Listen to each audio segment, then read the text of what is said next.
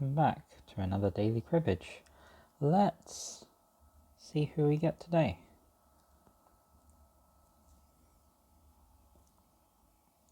Okay, it's Sheila. Let's see what we get. Alright, first of all we are Pone.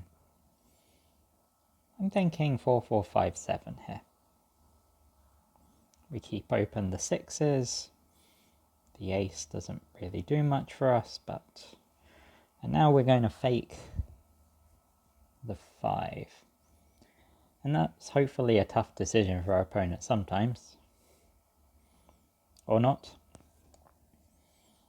We're hoping that some of the time our opponent has a 5 and they decide not to play it on top of our 5.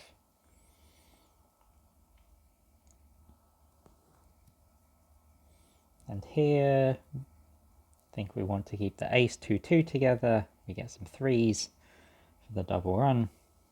Or our opponent has all the 3s. We'll go to this one. If they play out a 5, then we get 31. If they don't have anything, we get to play double 2. Opponent has triple queen, which is pretty nice.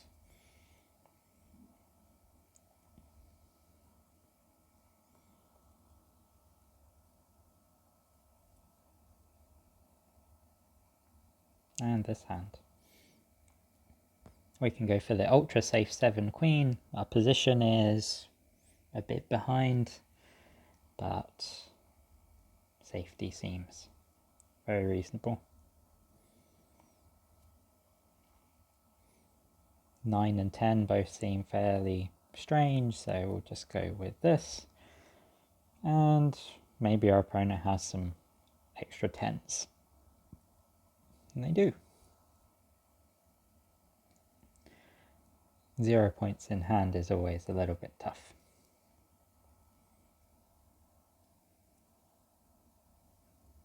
It shouldn't happen too often though. As Pone, you are going to also get 0 points less of the time than when you're dealer.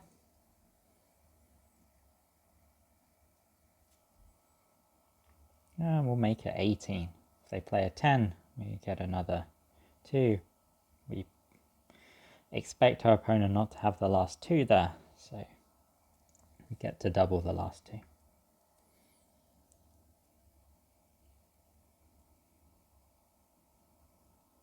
And how are we doing? 47, 29. We are doing really terribly. However, I don't think there are any howevers here. I don't see any saving grace. Let's see if we can catch up. If we got ourselves into this position, we can get ourselves out. And that's nice. We get 6 points here.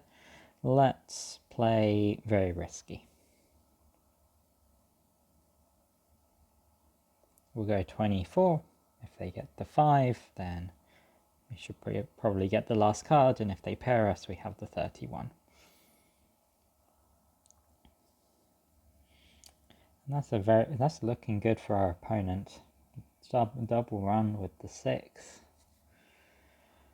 And they had a 5-10 into the crib. This is not our game. I guess we need to start hoping for a lot of really good stuff to turn up. And the good stuff means we can start assuming that we hit our 2s and 5s here. Though 5s aren't particularly helpful. We need to play really risky. Need to do anything to catch up. And here, I'm gonna pair this ace. Poor decision, apparently. My thinking behind pairing the ace is that we could have got 4 points for the run, but our opponent's likely to also get back 4 points for the run. I was thinking that they should have less aces than they would, say, have 5s. Oh, and here we can start assuming... Can we assume we hit a 9? I think so. Normally we go 3, 4, 8, 8, but it's such a bad position we get to go 10 jack. Oh, Sorry, I was meant to go like 3-10 or 4-10. I get 3-4-8-8 out of instinct.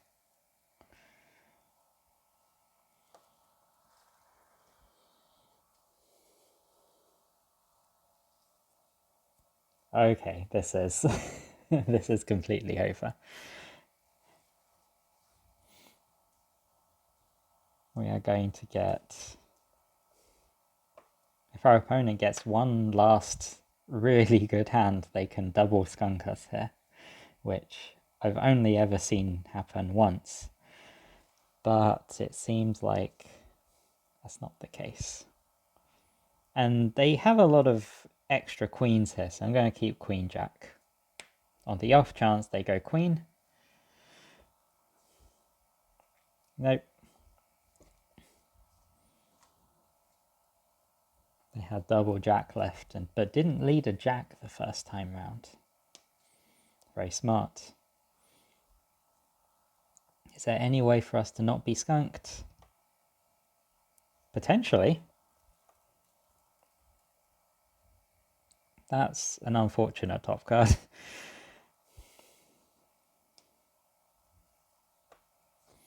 So many cards would have got us 12 points there. But is 12 points really enough? We would have got up to 86 or so. That wouldn't have been enough to stop the skunk. And we wish our opponent good game. How did we do on all counts? We lost a few points on the play. We lost around 43 points in hand, which is insane.